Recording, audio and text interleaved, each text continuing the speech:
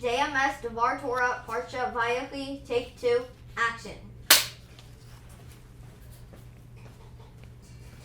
Have you ever been so shocked and upset about something that the realization only kicks in weeks or months later? That's what happened to Yosef's brothers in Parashat VaYechi. After the father, Yaakov, died, he was taken to Canaan to be buried in the Promised Land.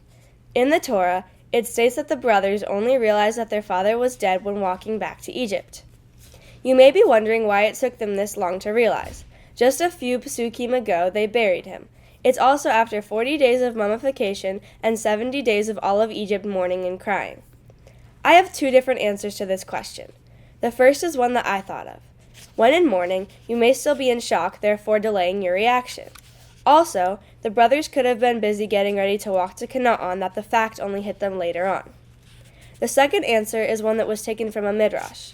A midrash is a story rabbis created to make the Torah make more sense. The midrash says that when the entourage is walking through the desert, they hear Yosef yell, "Stop!" When they look to see what's going on, Yosef is standing in front of the pit.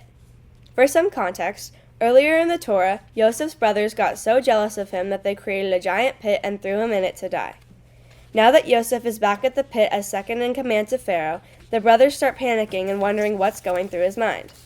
They think things like, he's definitely remembering that we threw him in this pit. Is he going to throw us in? Will he punish us because our father is no longer around to protect us? Will we survive this trip back home?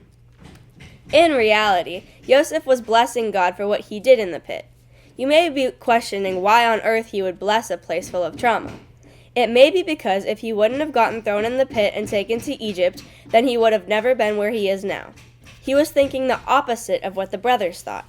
Now that he's second in command, he's in the position to help the brothers and save their family. There are 2 things that I got out of this. The brothers' minds are stuck in the past. After you do something bad, you're always waiting for some sort of punishment or payback. Where his brothers were thinking of the past, Yosef was thinking of the future.